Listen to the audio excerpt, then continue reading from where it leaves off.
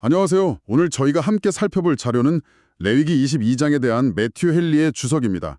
사실 레위기 하면 많은 분들이 어렵고 좀 딱딱한 규정들만 나열된 책이라고 생각하시잖아요. 그런데 오늘 저희의 미션은 이 빽빽한 규정들 속에 숨겨진 아주 중요한 하나의 원칙, 바로 거룩함이라는 개념이 고대 이스라엘 사람들의 삶에 어떻게 구체적으로 적용되었는지를 파헤쳐 보는 거예요. 맞아요. 오늘 다룰 내용은 크게 세 가지인데요. 첫째는 하나님을 섬기는 제사장은 어떤 상태를 유지해야 했는가? 둘째는 그 제사장 가족의 특권인 성물, 즉 거룩한 음식을 누가 먹을 수 있었는가? 그리고 마지막으로 하나님께 드리는 제물은 어떤 기준을 통과해야 했는가예요. 이 세 가지를 따라가다 보면 이 모든 세세한 규칙들이 결국 하나의 거대한 그림을 그리고 있다는 걸 발견하게 되실 겁니다. 좋습니다. 그럼 첫 번째 주제, 제사장의 성결 규례부터 한번 시작해 볼까요? 본문을 보면 제사장이 부정해졌을 때에 대한 규례가 나오는데요. 여기서 정말 흥미로운 지점이 있어요. 날 때부터 흠이 있는 제사장은 제사 집례는 못해도 성물, 즉 거룩한 음식은 먹을 수 있었거든요. 그런데 납병에 걸리거나 시체를 만져서 부정해진 경우에는 이 성물을 절대 먹지 못하게 막았어요. 똑같이 흠이나 부정인데 이 둘을 다르게 취급한 이유가 뭘까요? 굉장히 중요한 포인트를 짚어주셨어요. 주석에서는 이 차이를 아주 명확하게 설명합니다. 선천적인 흠, 예를 들어 장애를 가지고 태어난 것은 그 사람의 잘못이나 죄의 결과가 아니라고 봤어요. 안타까운 일이지만 그 자체가 도덕적 오염은 아니라는 거죠. 하지만 낙병이나 유출병, 시체 접촉으로 인한 부정함은 달라요. 이건 후천적으로 발생하고 또 공동체에 전파될 수 있는 오염의 성격을 띠었다 이렇게 보는 거군요. 바로 그거예요. 그래서 호자에 대해 훨씬 더 엄격한 잣대를 들이댄 거고요. 하나님을 가장 가까이에서 섬기는 이들에게는 그만큼 더 높은 수준의 성결을 요구하신 거죠. 그리고 그 경고가 정말 무섭더라고요. 만약 부정한 상태에서 성물을 먹으면 여호와 앞에서 끊어질 것이며 죄를 짊어지고 죽을 수도 있다고요? 맞습니다. 이건 단순한 경고가 아니라 거룩함의 경계를 침범했을 때 어떤 결과가 초래되는지를 보여주는 선언과 같아요. 끊어진다는 표현이 정말 섬뜩하게 다가오네요. 이게 단순히 제사장 직분을 박탈당하는 수준이 아니라 하나님과의 관계 자체가 단절된다는 의미로 들려요. 네, 맞아요. 여기서 우리가 두 가지를 확실히 알 수 있습니다. 첫째, 부정한 상태로 거룩한 것에 참여하는 행위 자체가 하나님 앞에서는 엄청나게 심각한 죄라는 거예요. 성물을 먹는 건 하나님의 속죄와 은혜에 참여하는 행위인데 오염된 상태로 참여하면 그 은혜가 오히려 무서운 심판으로 돌변할 수 있다는 거죠. 그렇군요. 둘째는 아무리 제사장이라도 예외는 없다는 겁니다. 하나님의 법 앞에서는 지위 고하를 막론하고 모두가 동일한 책임을 져야 한다는 원칙을 보여줘요. 그렇다면 이렇게까지 엄격한 규정을 두신 근본적인 목적이 있었을 텐데요. 주석에서는 뭐라고 설명하나요? 크게 세 가지 목적으로 정리할 수 있어요. 첫 번째는 아주 현실적인 이유인데요. 제사장들 스스로 경각심을 갖게 하기 위해서였어요. 경각심이요? 네, 당시 제사장들에게 성모를 먹는 것은 생계 유지 수단이었거든요. 그러니 부정해져서 성모를 못 먹게 되면 당장 먹고 살 길이 막막해지는 거죠. 이런 현실적인 결과를 통해 스스로를 더럽히는 일을 두려워하고 조심하게 만드는 장치였던 셈이에요. 와, 그건 정말 강력한 동기부여가 됐겠네요. 영적인 원리가 아주 구체적이고 현실적인 삶의 문제와 직결되어 있었군요. 그렇죠. 두 번째 목적은 백성들을 향한 교육적 효과예요. 백성들이 보기에 하나님을 섬기는 제사장들조차 저렇게 작은 부정함에도 벌벌 떨며 조심하잖아요. 그걸 보면서 우리가 함부로 대하는 저 성물이 저렇게 거룩하고 두려운 것이구나. 하나님은 정말 무한히 순결하고 거룩한 분이시구나 하고 경외심을 갖게 되는 거죠. 제사장들의 삶 자체가 백성들에게 거룩함을 가르치는 시청각 교재였던 셈이네요. 맞습니다. 마지막 세 번째 목적은요? 이건 오늘날 우리에게 직접적으로 적용되는 교훈이에요. 바로 도덕적 타락을 경계하라는 메시지죠. 여기서 말하는 신체적 부정함은 사실 영적, 도덕적 부정함의 그림자거든요. 우리가 죄를 짓고 하나님 앞에 오염된 상태가 되면 하나님과의 교제에서 오는 기쁨, 위로, 평안 같은 영적인 성물을 누릴 수 없게 된다는 것을 상징적으로 보여주는 겁니다. 요한복음 13장에서 예수님이 제자들의 발을 씻기시면서 이미 목욕한 자는 발밖에 씻을 필요가 없다고 하신 말씀과도 연결되는 지점이네요. 네. 우리도 매일의 삶에서 묻는 죄의 먼지들을 씻어내고 정결한 마음으로 하나님께 나아가야 한다는 거죠. 제사장의 개인적인 성결 문제가 이렇게 공동체와 후대에까지 영향을 미치는 다층적인 의미를 담고 있었군요. 자, 그럼 자연스럽게 다음 질문으로 넘어가게 되네요. 이렇게 엄격하게 관리되는 성물은 도대체 누가 먹을 수 있었던 걸까요? 두 번째 주제인 성물을 먹을 수 있는 자격에 대해 이야기해보죠. 네, 원칙은 간단했어요. 제사장과 그의 집에 속한 가족만은 먹을 수 있었죠. 그런데 여기서 가족의 범위가 아주 흥미롭습니다. 예를 들어 제사장의 집에 잠시 머무는 손님이나 품삯을 받고 일하는 고용인은 가족으로 보지 않았기 때문에 성물을 먹을 수 없었어요. 잠깐만요. 그럼 누가 가족에 포함됐던 건가요? 당연히 아들, 딸은 포함됐을 텐데 그 외에는요? 바로 그 지점에 재미있어요. 제사장이 돈을 주고 사온 종이나 그 집에서 태어난 종은 영구적인 가족 구성원으로 인정받아서 성물을 먹을 수 있었어요. 네, 정말 역설적이네요.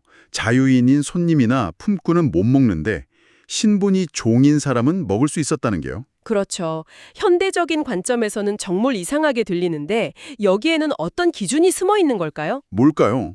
주석은 소속의 영속성을 핵심으로 봅니다. 손님이나 품꾼은 잠시 머물다 떠날 사람들이잖아요. 일시적인 관계죠. 하지만 종은 그 집에 완전히 소속된 평생을 함께할 사람이었어요. 즉, 제사장 가문이라는 공동체에 온전히 뿌리내리고 속한 자만이 그 공동체가 누리는 영적인 특권, 즉 성물을 함께 나눌 수 있다는 원리를 보여주는 거예요. 아, 시편 23편 6절에 내가 여호와의 집에 영원히 살리로다 라는 고백처럼 하나님의 집에 잠시 들르는 손님이 아니라 영원히 거하겠다고 결단한 사람만이 그 집에 참된 평안과 양식을 누릴 자격이 있다는 거죠. 와, 소속의 문제로 보니까 완전히 다르게 이해되네요. 제사장의 딸에 대한 규례도 이런 관점에서 보면 이해가 될 것 같아요. 제사장이 아닌 다른 가문의 남자와 결혼하면 성물을 못 먹게 되잖아요. 맞아요. 결혼을 통해 남편의 가문에 소속이 바뀌었기 때문이에요. 더 이상 아버지인 제사장 가문의 사람이 아니게 된 거죠. 그래서 그 가문의 특권도 잃게 되는 거고요. 네.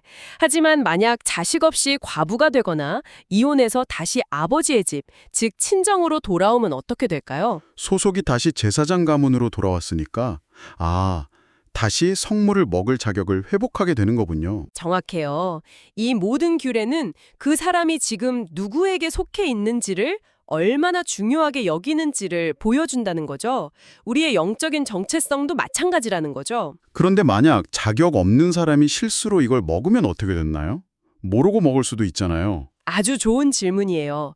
그럴 경우에는 먹은 성물의 가치의 5분의 1, 즉 20%를 더해서 제사장에게 배상하고 속건제라는 제사를 드려서 죄를 용서받아야 했어요.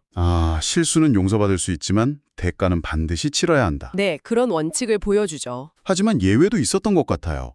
다윗이 굶주렸을 때 제사장만 먹을 수 있는 진설병을 먹었던 사건처럼요. 그건 율법을 어긴 거 아닌가요? 네, 주석은 그 중요한 예외를 놓치지 않습니다. 다윗의 경우는 불가피한 필요가 의식법의 문자적 조항보다 우선될 수 있음을 보여주는 사례로 설명해요. 나중에 예수님께서 바리새인들과 논쟁하시면서 바로 이 사건을 인용하시잖아요. 맞아요. 마태복음 12장에서 나는 자비를 원하고 제사를 원하지 아니하노라 하신 말씀의 배경이 바로 여기 있는 거예요. 율법의 정신은 사람을 살리고 긍휼을 베푸는 데 있지 사람을 옭아매는 데 있지 않다는 것을 보여주는 아주 중요한 통찰이죠. 그렇군요. 결국 이 모든 규례들은 오늘날 교회의 영적 지도자들에게 거룩한 것과 속된 것을 분별해서 하나님의 말씀을 합당한 자들에게 잘 나누어 주어야 한다는 교훈으로 이어진다고 주석은 마무리하고 있네요. 네, 자녀의 떡을 취하여 개들에게 던짐이 마땅하지 아니하니라 라는 말씀처럼 거룩한 복음의 진리를 아무에게나 함부로 던져서는 안 된다는 원칙을 가르쳐주는 거죠. 자, 그럼 이제 마지막 세 번째 주제로 넘어가 보겠습니다. 지금까지는 사람에 대한 규례였다면 이제는 하나님께 드려지는 제물 자체에 대한 규례인데요. 여기서 가장 중요하고 반복적으로 강조되는 원칙이 있다면 뭘까요? 단 하나를 꼽으라면 바로 흠이 없을 것이에요. 완벽해야 한다는 거죠. 눈이 멀었거나 다리가 부러졌거나 피부병이 있거나 어떤 식으로든 결함이 있는 짐승은 절대 제물로 드릴 수 없었어요. 왜 그렇게 완벽함을 요구했을까요? 어차피 희생될 짐승인데 말이에요. 이유는 간단해요. 제물을 받으시는 분이 누구신가를 생각해 보면 돼요. 하나님은 가장 위대하고 완전하며 영광스러운 분이시잖아요. 그렇다면 그런 분께 드리는 예물 역시 우리가 가진 것 중에 가장 좋고 완전한 것이어야 하는 원리예요. 이건 단순히 재물의 상태 문제가 아니라 하나님을 향한 우리의 마음과 태도를 반영하는 거군요. 그렇죠. 만약 우리가 아프고 병든 것, 쓸모없는 것을 하나님께 드린다면 그건 하나님은 이 정도만 받으셔도 충분하다고 여기는, 하나님을 업신 여기는 행위가 되는 거예요. 아, 말라기서에 나오는 이스라엘 백성들의 모습이 바로 그거였군요. 그들은 눈멀고 병든 짐승을 제물로 바치면서도 뭐가 문제인지조차 몰랐잖아요. 하나님께서 그걸 보시고 너희 총독에게 드려보라, 그가 너를 기뻐하겠느냐고 분노하셨던 장면이 떠오르네요. 정확해요. 사람에게도 참아줄 수 없는 것을 창조주 하나님께 드리는 그 태도를 통렬하게 지적하신 거죠. 그런데 이 흠없는 제물 규정에도 흥미로운 디테일이 하나 있어요. 서원제와 낙헌제 사이에 약간의 차이를 뒀다는 점이에요. 서원제는 하나님께 무언가를 약속하고 갚는 제사이고, 낙헌제는 자발적으로 기뻐서 드리는 감사제사, 맞죠? 어떤 차이가 있었나요? 네. 만약 짐승의 신체 비율이 조금 안 맞거나 하는 심각하지 않은 기형의 경우에는 자발적으로 드리는 낙헌제물로는 드릴 수 있었어요. 하지만 하나님께 엄숙히 서약하고 드리는 서원 제물로는 절대 드릴 수 없었습니다. 왜 그런 차이를 둔 걸까요? 이건 하나님과의 약속은 아주 정확하고 완벽하게 지켜야 한다는 걸 가르쳐줘요. 낙헌제는 내 것을 자원해서 드리는 거라 약간의 융통성이 허용될 수 있지만 서원 기도를 드리는 순간 그 제물은 이미 내 것이 아니라 하나님의 것이 된 거거든요. 아, 그러니 하나님의 것을 드릴 때는 한치의 오차도 없이 가장 완벽한 것으로 드려야 한다는 의미예요. 약속의 무게가 얼마나 무거운지를 보여주는 규정이네요. 그런데 이 흠없는 재물이라는 개념이 신학시대로 넘어오면서 정말 중요한 의미를 갖게 되잖아요. 맞아요. 이 모든 흠없는 제물에 대한 규정의 가장 궁극적인 목적은 바로 장차 오실 예수 그리스도의 완전한 희생제사를 미리 보여주는 예표 역할을 했다는 거예요.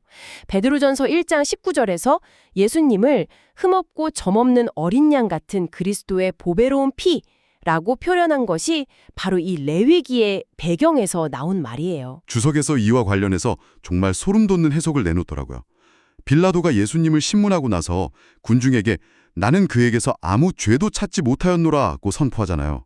바로 이 선언이 예수님께서 흠없는 제물이심을 공적으로 증언한 것이라는 해석이었어요. 정말 놀라운 통찰이죠. 생각해보세요. 유대 율법에 따르면 제물에 흠이 있는지 없는지를 판별하는 최종 권위자는 대제사장이었어요. 그런데 아이러니하게도 유대인이 아닌 이방인 총독 빌라도의 입을 통해 온 세상의 죄를 대신할 유일한 제물이신 예수님께서 흠이 없음을 공적으로 선포하게 만드신 거예요. 와, 빌라도는 저기가 무슨 말을 하는지도 몰랐겠지만 그의 선언을 통해 예수님은 율법의 모든 요구를 완벽하게 충족시키는 유일한 대속제물임이 온 세상에 증명된 셈이죠. 정말 역사의 거대한 퍼즐이 맞춰지는 것 같은 느낌이네요. 그 외에 재물에 대한 다른 규정들도 있었죠. 태어난 지 8일이 지나야 하고 어미와 새끼를 같은 날에 잡지 말라는 규정도 있었어요. 네, 8일 규례는 할례 규례와도 연결돼요. 생명이 태어나서 최소한 한 번의 안식일을 지난 후에야 비로소 안정되고 거룩하게 구별되어 하나님께 드려질 수 있다는 의미를 담고 있어요. 어미와 새끼를 함께 죽이지 말라는 규정은 생명에 대한 최소한의 존중과 자비를 가르치는 하나님의 세심한 배려가 돋보이는 부분입니다. 필요에 의해 생명을 취하더라도 그 종족을 아예 멸절시키려는 듯한 잔인하고 무자비한 행동은 하지 말라는 거죠. 오늘 레위기 22장을 통해 제사장과 제물에 대한 정말 세밀하고 엄격한 규례들을 살펴봤는데요. 이 모든 규례들을 하나로 꿰뚫는 핵심적인 단어가 있다면 역시 하나님의 거룩하심인 것 같아요. 맞습니다. 이 장의 마지막 부분은 너희는 내 계명을 지켜 행하라. 나는 여호와이니라. 너희는 내 성호를 속되게 하지 말라는 명령으로 끝을 맺어요. 결국 모든 규례의 목적은 하나님의 거룩한 이름이 더럽혀지지 않도록 하는 데 있었던 거죠. 네. 그리고 가장 중요한 선언이 뒤따라와요. 나는 너희를 거룩하게 하는 여호와요. 하나님은 스스로 거룩하실 뿐만 아니라 당신의 백성 또한 거룩한 존재로 만들어 가시는 분이라는 정체성을 분명히 하시는 거예요. 이 규례들은 결국 하나님의 그 거룩하심에 우리가 어떻게 참여할 수 있는지에 대한 구체적인 설명서였던 셈이군요. 그렇죠. 이스라엘을 이집트로부터 이끌어내신 목적도 결국 그들을 당신의 거룩한 백성으로 삼기 위함이었다고 말씀하시면서 이 장을 마무리해요. 오늘날 우리는 더 이상 짐승으로 제사를 드리지는 않죠. 그렇다면 이 레위기의 규례들이 오늘을 살아가는 청취자분께 던지는 질문은 이런 것이 아닐까 싶어요. 로마서 12장 1절은 우리 자신을 하나님이 기뻐하시는 거룩한 산제물로 드리라고 말하잖아요. 그렇다면 오늘 나의 삶에서 하나님께 드리는 영적인 제사, 즉 나의 예배와 섬김, 나의 시간과 재능, 내 마음의 동기는 과연 흠없는 걸까요? 어쩌면 나도 모르게 병들고 눈 먼 것, 내가 쓰다 남은 것들을 하나님께 드리고 있지는 않은지 돌아보게 되네요. 나는 과연 하나님께 나의 가장 좋은 것을 드리고 있는가?